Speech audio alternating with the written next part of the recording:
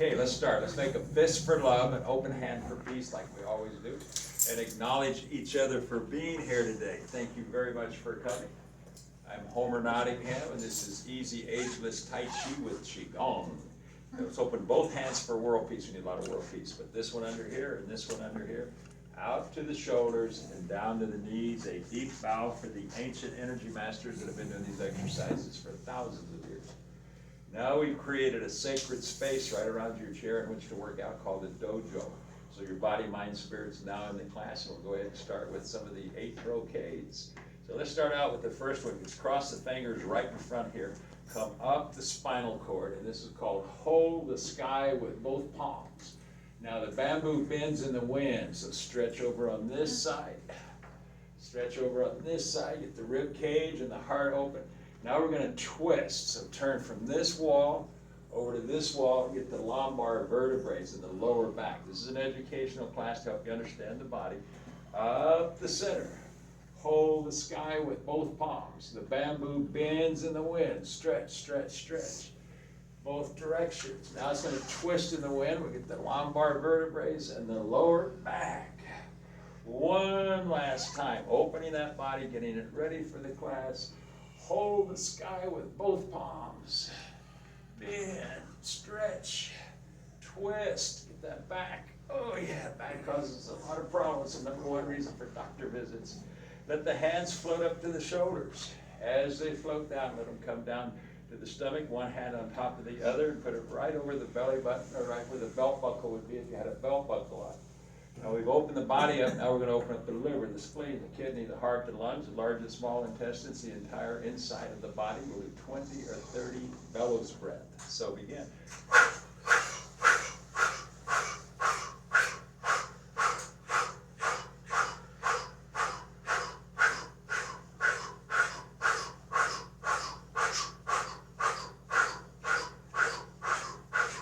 And bring it to a gentle stop, let the hand come up and float down through the bioenergy that surrounds the body.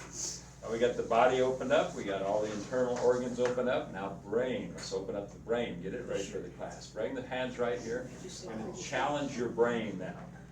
When we challenge the brain, it's called neurogenesis. That means it's going to create some new brain cells. So open 2 fingers on each side.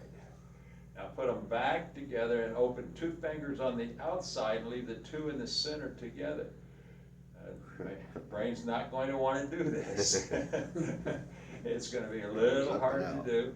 But when it is, the harder it is to do, the more cells you're building. You see, we lose 700 cells out of our brain every day after age 20. So the brain starts to shrink. It doesn't have to, though. But they found in the 1990s with a thing called neuroplasticity. The brain will grow if we challenge it. So we're challenging it, trying to get those fingers to go in opposite directions.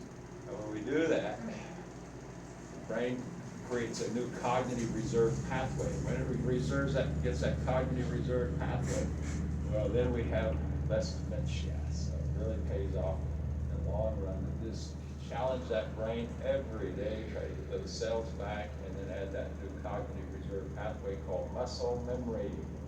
One last time. Now, let's bring the fingers here.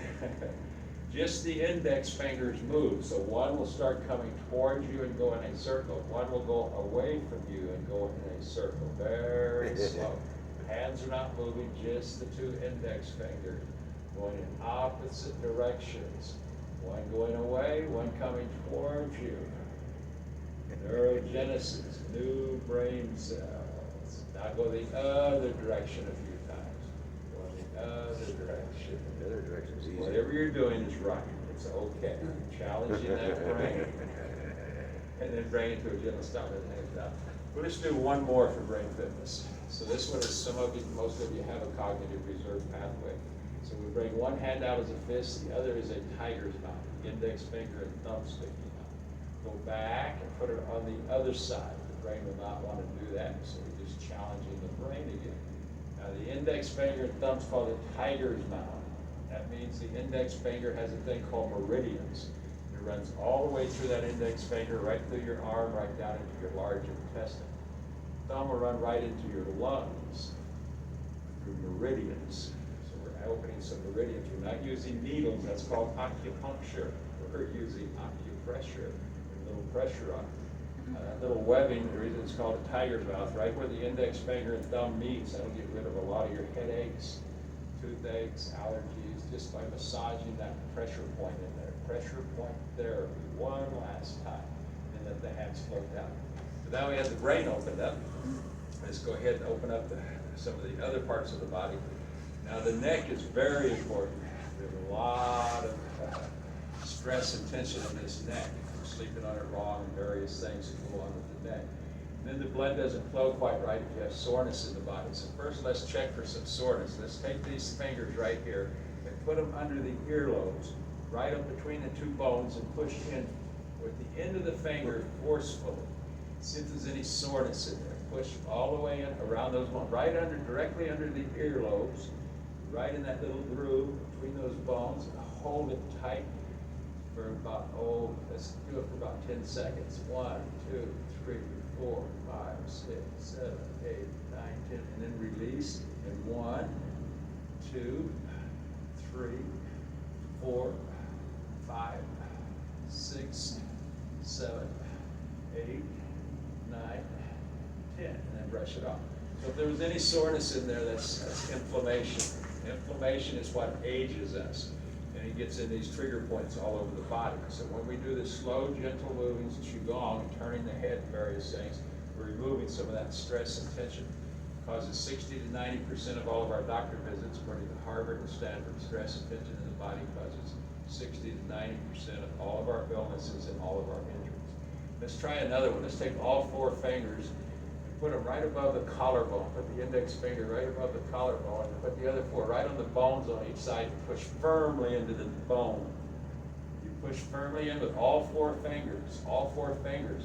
See, it's just right on the edge of my throat, and I push in firmly, and I hold and see if there's any tenderness in there.